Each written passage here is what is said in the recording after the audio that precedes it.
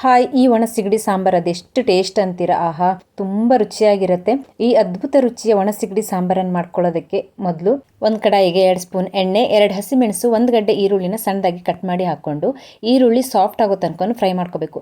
ಈರುಳ್ಳಿ ಸಾಫ್ಟ್ ಆಗಿದ ನಂತರ ವಾಶ್ ಮಾಡಿ ಇಟ್ಕೊಂಡಿರುವಂಥ ಒಣ ಸಿಗಡಿ, 1 ಗಡ್ಡೆ ನವಿಲುಕೋಸನ್ನು ಸಹ ಸಣ್ಣದಾಗಿ ಕಟ್ ಮಾಡಿ ಹಾಕ್ಕೊಂಡು, 2 ಟೊಮೆಟೊನು ಸಹ ಕಟ್ ಮಾಡಿ ಹಾಕ್ಕೊಂಡು, ರುಚಿಗೆ ತಕ್ಕಷ್ಟು ಉಪ್ಪು, ಅರ್ಧ ಕಪ್ನಷ್ಟು ನೀರನ್ನು ಸೇರಿಸಿ ಇದನ್ನು ಚೆನ್ನಾಗಿ ಬೇಯಿಸ್ಕೋಬೇಕು.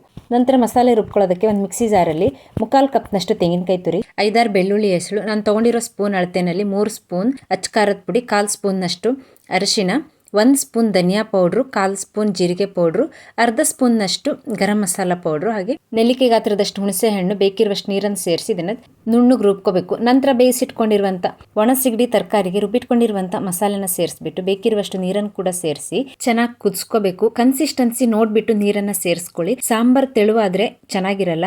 ಸಾಂಬಾರ್ ಥಿಕ್ನೆಸ್ ಇಷ್ಟಿದ್ರೆ ಸಾಂಬಾರು ತುಂಬ ಚೆನ್ನಾಗಿರುತ್ತೆ. ಇದನ್ನ ಇವಾಗ 8ರಿಂದ 10 ನಿಮಿಷದವರೆಗೂ ಚೆನ್ನಾಗಿ ಕುದಿಸ್ಕೊಂಡ್ರೆ ರುಚಿಕರವಾದಂಥ ಒಣ ಸಿಗಡಿ ಸಾಂಬಾರು ರೆಡಿ. ಇದನ್ನು ಮುದ್ದೆ ಜೊತೆಗೆ, ಅನ್ನದ ಜೊತೆಗೆ ತಿನ್ನೋದಕ್ಕೆ ತುಂಬ ಚೆನ್ನಾಗಿರುತ್ತೆ.